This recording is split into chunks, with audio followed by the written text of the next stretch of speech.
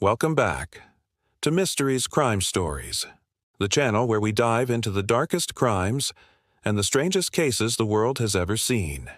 If you're new here, don't forget to hit that subscribe button, tap the bell icon, and make sure you like, share, and comment your thoughts.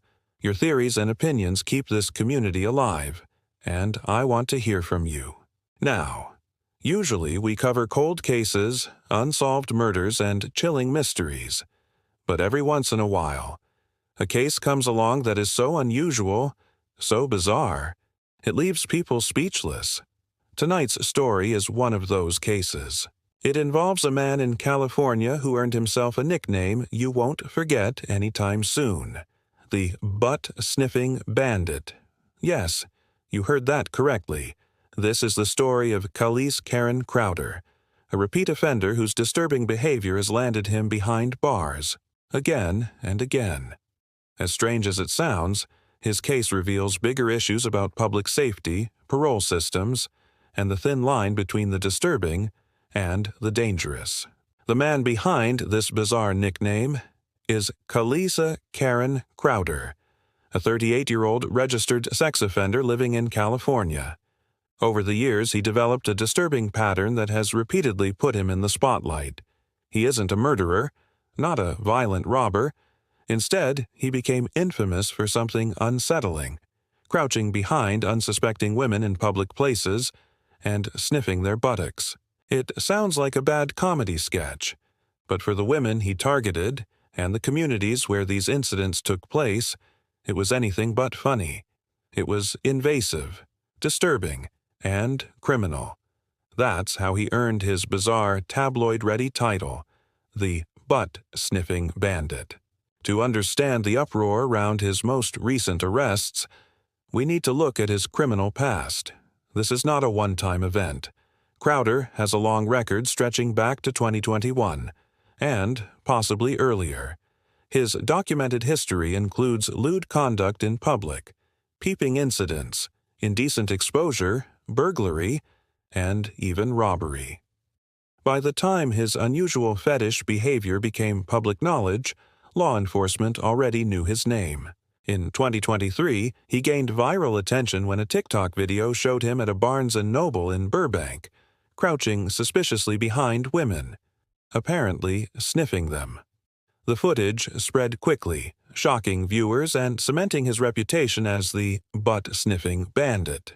Fast forward to the summer of 2025. Crowder's name returned to the headlines, not once but twice in the same month. July 23, 2025. Nordstrom Rack, Burbank, California. A woman shopping reported that a man crouched behind her and engaged in the same disturbing behavior. Security cameras caught the act. Store employees called police. Crowder was arrested nearby at a Walmart. He was charged with loitering with intent to commit a crime, booked on a $100,000 bail, and scheduled to appear in court August 1st. Many assumed this arrest would keep him behind bars for a while, but then, less than a month later, it happened again. August 20th, 2025. Walgreens, also in Burbank. Employees recognized Crowder the moment he entered. Reports say he once again targeted a woman, repeating the same disturbing act. Police were called. By 10:45 p.m., he was in custody, booked early the next morning. This time, officials held him without bail, finally acknowledging the repeated pattern of offenses and the risk if he was released again. But one troubling question remains: why was he free to reoffend so quickly? After his July arrest, with his record and parole status, he should have been facing serious consequences. Yet, somehow, he walked free in just weeks. This highlights a controversial issue in California's justice system: the balance between bail, parole, and public safety. Critics argue repeat offenders like Crowder should not be allowed back on the streets so easily. The fact that he was arrested twice, in the same city, in the same kind of stores, for the same exact behavior, shows a failure in monitoring and accountability. Naturally, the story drew huge media attention. The nickname alone, Butt-Sniffing Bandit, guaranteed headlines. Social media exploded. Some mocked the case as too strange to be real. Others were outraged that women in public spaces could be subjected to something so invasive. Local women in Burbank said they felt uneasy shopping alone in those stores. Many criticized the justice system for treating the matter too lightly, allowing Crowder to keep reoffending. True crime fans debated the seriousness of the case. Some dismissed it as bizarre but relatively harmless. Others warned that serial behavior like this is rarely just a joke. It often escalates. Ignoring it can put people at greater risk. Psychologists say this behavior may be tied to fetishistic disorder, a compulsion linked to a very specific act. Unlike opportunistic crimes, fetish-driven behavior often repeats because the urge doesn't disappear with punishment. In Crowder's case, the fact that he kept doing this even after being caught, arrested, and labeled a registered sex offender suggests a compulsive drive. Jail didn't stop it. Shame didn't stop it. Without psychological treatment, he may never stop. This makes his case especially challenging for law enforcement. Traditional punishments may not be enough. Many argue the system needs better ways to handle offenders like him, not just cycle them in and out of jail.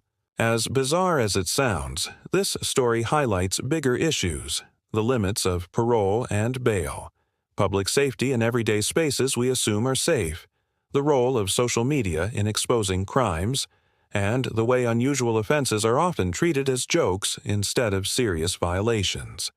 Because while the crime sounds strange, the victims are real, and they were left feeling violated, humiliated, and unsafe. As of his August arrest, Khaleesi Karen Crowder remains in custody, this time without bail.